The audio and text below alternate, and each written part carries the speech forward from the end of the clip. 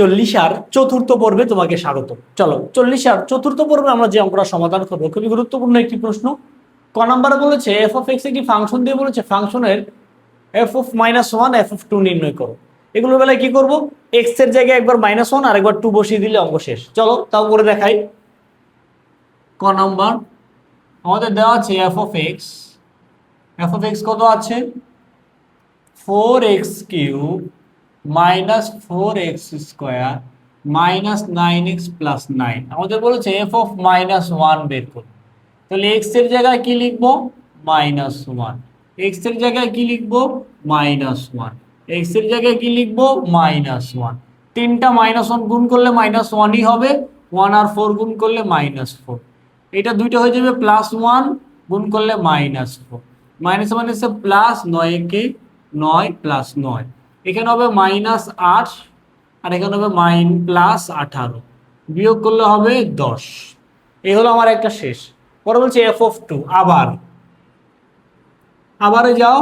F of x কি আছে, F of x রয়েছে 4x³ 4x² 9x + 9।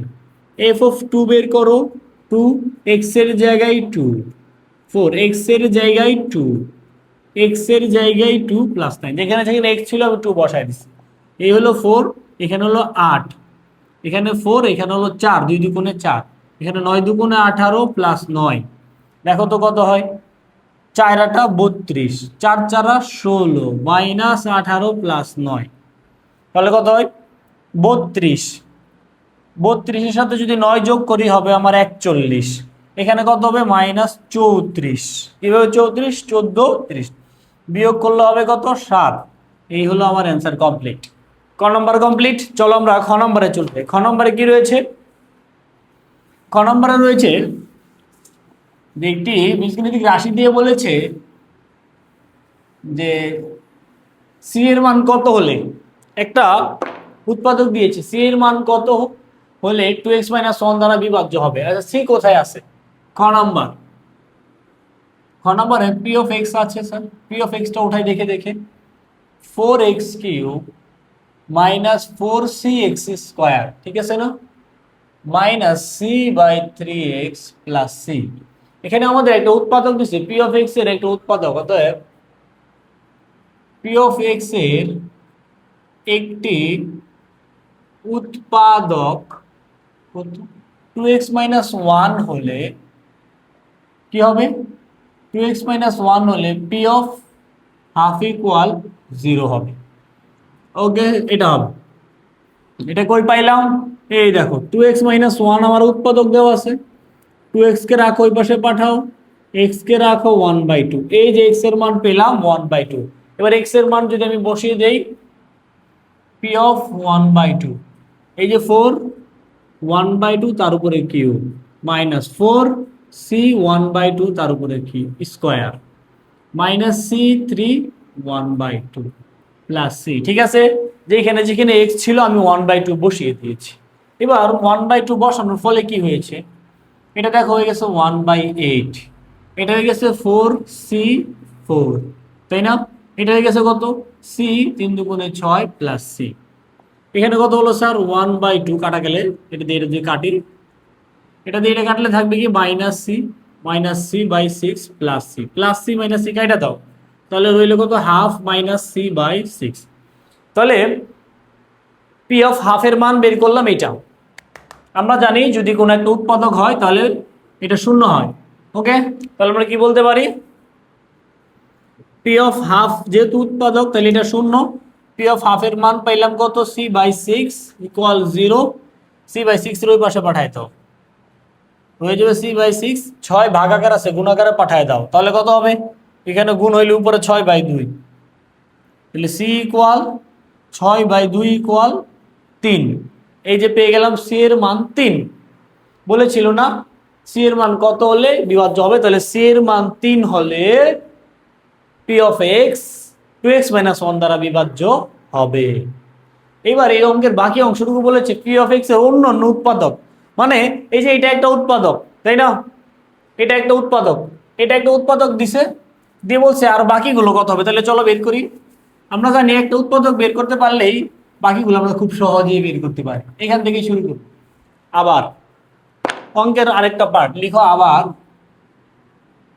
এই যেটা লিখার পরে এক লাইন গ্যাপ দেবো, এক লাইন গ্যাপ দিয়ে যে উৎপাদকটা দেওয়া আছে এটা লিখবো, যে উৎপাদকটা দেওয়া আছে এটা লিখবো। একটা উৎপাদক জানা থাকলে আমরা অন্য আরো 10টা থাকলে 10টাও বের করতে পারবো, কোনো সমস্যা নেই। এটার উপরে পাওয়ার 3 আছে, তার মানে এটার উৎপাদক বিশ্লেষণ হলে 3টা আসবে, একটা আছে আরো 2টা বের করি। চলো কিভাবে, এক লাইন স্কিপ করে। এখানে আমি দেখবো যে আমার কত লাগে, 4 লাগে, এখানে আছে কত 2, তাহলে আরো 2 দিয়ে দেবো। এক্স কিউব লাগে, আছে এক্স, তাহলে এক্স স্কোয়ার দিয়ে দেবো। এবার গুণ করে দাও, 2 দুগুণে 4, এক্স আর এক্স স্কোয়ার গুণ করলে এক্স কিউব, এটা দ্বারা এটা গুণ করো মাইনাস 2x², 1 দ্বারা গুণ করলে কোনো পরিবর্তন হবে না। স্যার এটা এটা মিলে গেছে, এটা এখনো মিলে নেই। ও আচ্ছা সরি, আমাদের তো সি এর মান বসাই নিতে হবে। সি কত, সি এর মান 3 বসাই দাও তো। সি এর মান যদি 3 বসাও এখানে কত হবে, 3 4 12। তারপর এখানে 3 বসাইলে 3 3 কাটা, এখানে থাকবে শুধু এক্স। ওকে, এখানে থাকবে এক্স আর এখানে থাকবে +3। ওকে, আমি সি এর মান বসানোর পর পাইছি এটা। চলো 12টা x², আমার হয়েছে কয়টা, 2টা। আবার বসো, 12টা আছে 2টা, তাহলে লাগে আরো 10টা, তাহলে দিয়ে দিই -5x। দেখো 5 দুগুণে 10, এক্স আর এক্স, x², 10x², 12টা 10টা আর 2টা 12টা। এবার এটাকে গুণ করেছো, এটাকে করবো না, করো মাইনাস হচ্ছে +5x। আমার এক্স দরকার একটা, মাইনাসের প্লাসের আয় পড়ছে, তাহলে চলো আবার এটা লিখো। তাহলে ভ্যানিশ করতে হবে, 3 দিয়ে দেয়, -3 গুণ করো, 3 দুগুণে 6x, মাইনাস হচ্ছে +3, একে 3, 6টা থেকে 5টা চলে গেলে একটা থাকে, মিলে গেছে।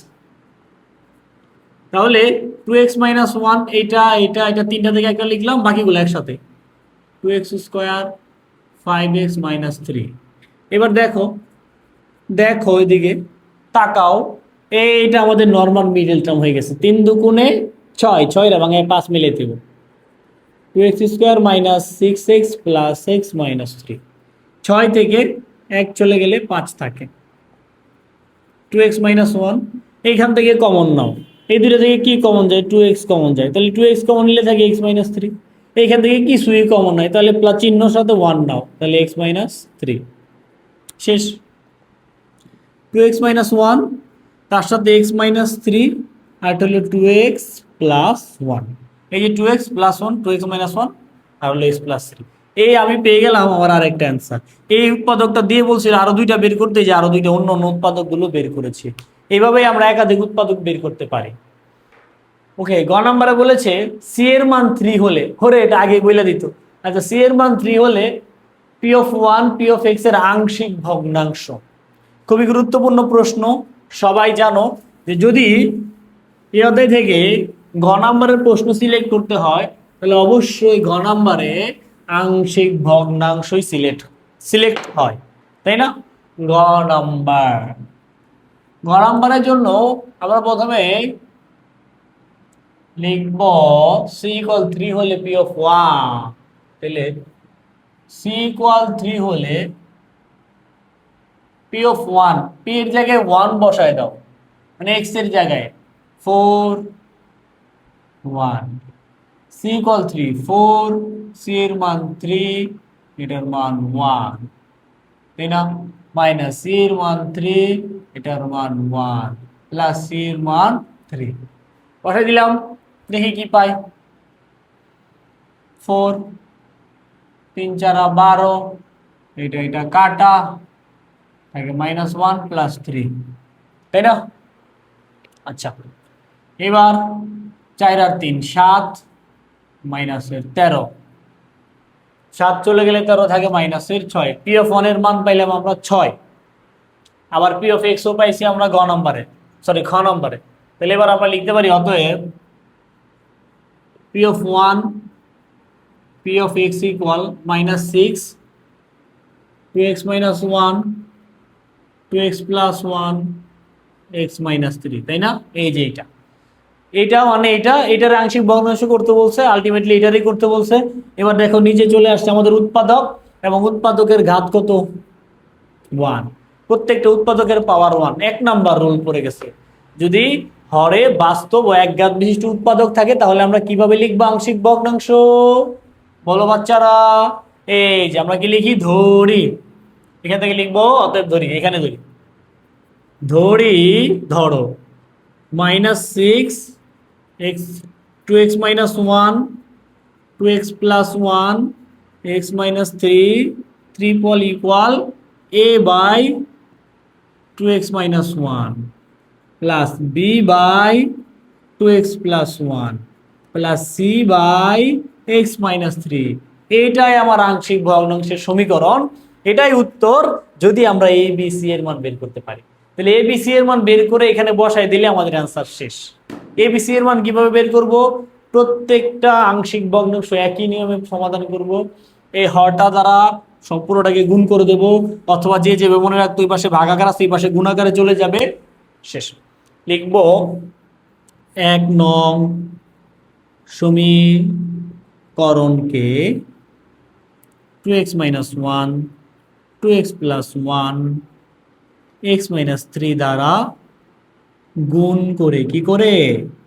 গুণ করে, নট খুন করে। চলো এবার এই জিনিসটা দিয়ে যদি, এই জিনিসটা দ্বারা যদি আমি গুণ করি, গুণ কোথায় হয়?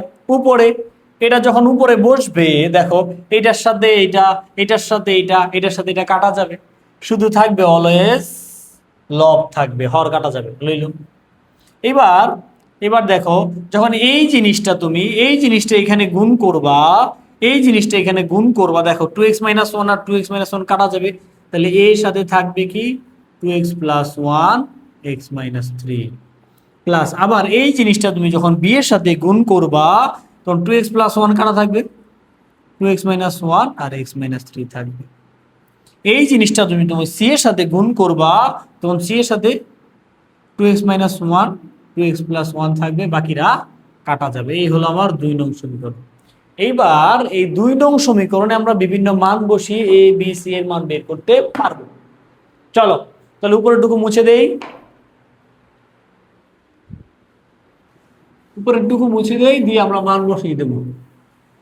চলতেছিল ঘ নাম্বার, সরি ঘ নাম্বারও মুছে দিয়েছি। আচ্ছা চলো বসাও। প্রথমেই এই যে আমরা এই উৎপাদকগুলো আছে না, এই উৎপাদকের মান দেখো, এখানে x এর মান কত পাই? এটাকে যদি 0 লিখো, x ইকুয়াল কত, ওই পাশে পাঠাই দিলে 3, x ইকুয়াল 3। 2 নং সমীকরণে বসিয়ে, 2 নং সমীকরণে x ইকুয়াল 3 যদি বসায়, এই পাশে তো x নাই, তাহলে -6ই থাকবে। এই পাশে যখন x ইকুয়াল 3 বসাবো, দেখো +3 - 3, এই যে 3, তাহলে 0। এটা যদি 0, এটার সাথে গুণাকার আছে 0, মানে 0, পুরোটাই 0। এখানে 3 যখন বসাবো, এটা 0, এটা 0, পুরোটাই 0, শুধু এখানে বসাতে পারবো। c এখানে 3 বসাও, 2 × 3 - 1, তার সাথে 2 × 3 + 1, তাই না? আচ্ছা, -6, এখানে কত হইলো? 3 × 6 থেকে 1 চলে গেলে 5 থাকে, এখানে হইলো 5, আর এখানে 3 × 6 আর 1 কত? 7, 5 7 কত? 35, -6 c × 35, c ইকুয়াল -6/35। এই আমরা পেয়ে গেলাম c এর মান, তাই না? এবার a আর b দরকার, সেম ভাবে এটা বসাইছি, c এর মান পেয়ে গেছি। এবার এখান থেকে বসাও, এটা কত? প্রথমে পাঠিয়ে দেবো -1, পরে 1/2, দেখো এই যে তাহলে x এর মান যখন -1/2 বসাবো তখন যেটা পাবো, তখন আরেকটা মান পাবো। চলো তাহলে বসাই, এখানে বসাই, x ইকুয়াল -1/2 বসিয়ে, ঠিক আছে, হাফ বসাও, -1/2 বসালে এই পাশে তো 6ই থাকবে। -1/2 বসাবো যখন এখানে, দেখো -1/2 বসাইলে 2, এটা কাটা যাবে, যে 2 -1/2 + 1, এটা কাটা, এটা কাটা, তাহলে এখানে 0। এটা যখন 0, পুরোটাই 0, তাই না? -1/2 যখন এখানে বসাবো, এটা যখন 0, পুরোটাই 0, জাস্ট এখানে বসবে। b বসাও, 2 × -1/2 -1, তাই না? বসাইলাম, তার সাথে আছে -1/2 - 3, ওকে। এবার দেখো -6 b, এটা কাটা, রইল -1 -1, তাহলে -2, তাই কি না? আচ্ছা, এখানে কত হয়?